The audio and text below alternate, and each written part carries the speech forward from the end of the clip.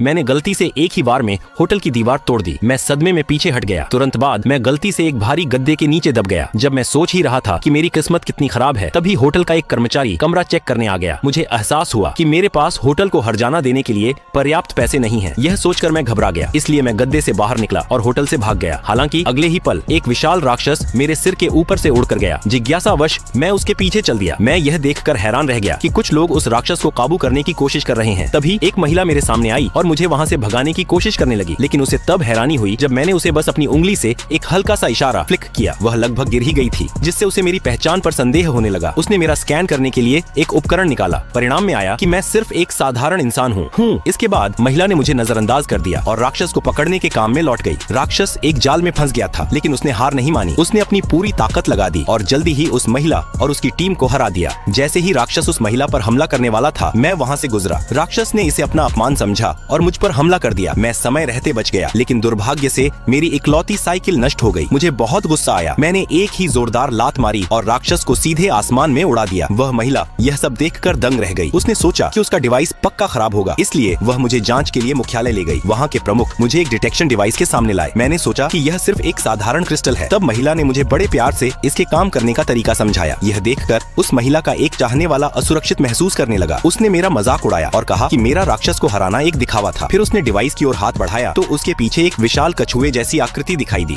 उसने मुझसे कहा कि यह उसकी असली ताकत है। अब मेरी बारी थी। अजीब बात यह थी कि डिवाइस ने कोई हलचल नहीं की। उस व्यक्ति ने मुझे बेकार और कमजोर समझकर मेरा मजाक उड़ाया और मुझे वहाँ से बाहर निकालने की कोशिश की, लेकिन उसी पल उस डिवाइस से ऊर्जा का एक भयंकर सैलाब निकला और वह टुकड़ों टुकड़ों में बिखर गया। वहाँ मौजूद हर इंसान मुझे देखकर सन्न रह गया। आगे क्या होता है जानने के लिए चैनल को सब्सक्राइब करके कमेंट में पार्ट 2 लिख देना।